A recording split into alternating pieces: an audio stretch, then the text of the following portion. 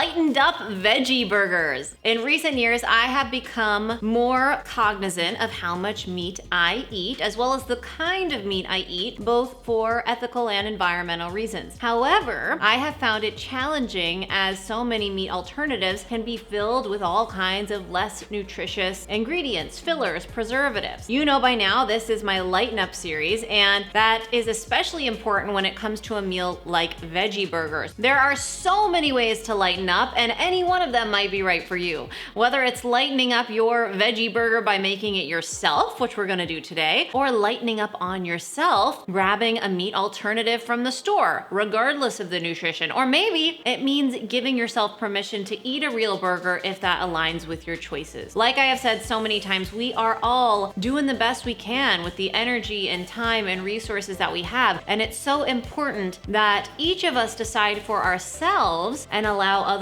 to decide for themselves which compromises we can and are willing to make and which we aren't. It's also important that we respect the fact that those can change and we can make different choices depending on where we are on each of our individual paths. The veggie burger recipe that I'll share today is delicious, nutritious, and totally vegan. It scratches that burger itch for me. But before we get started with the recipe, I want to remind you to like, subscribe, and hit the bell to be notified of new videos all month long. Add oats to your food processor and pulse about 10 times until they're finely chopped. You don't want it to become a flour. Then I'm going to add a can of drained and rinsed black beans. You could actually use any beans. You could use pinto or chickpea or whatever you prefer. Some salsa, some grated carrot for veggie goodness, and salt. Pulse again another 6 to 7 times until well integrated.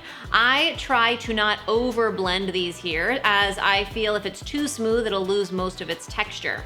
Scoop your mixture out and roll into balls and then into patties about 1/2 inch thick. I found a heaping ice cream scoop to portion my mixture was just perfect. Now that we have our patties, we can cook our veggie burgers one of 2 ways. We can either do it on the stove or in the oven. Both work great. Over the stove, heat a pan over medium-high heat and cook your patties for about 3 to 4 minutes on each side until they're browned and crisp on the edges, but still tender in the middle.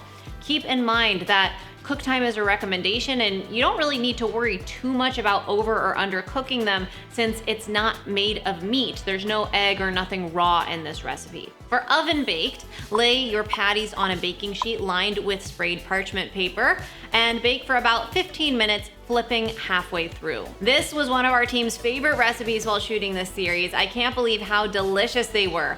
Perfectly savory, crisp on the outside, soft in the middle, like a burger ought to be. The oven fried patty had a bit of a crispier exterior, and the stovetop patty was a little more moist throughout. Both were delicious. I think the oven might have been my preference, although the texture of the pan fried probably more closely resembled meat.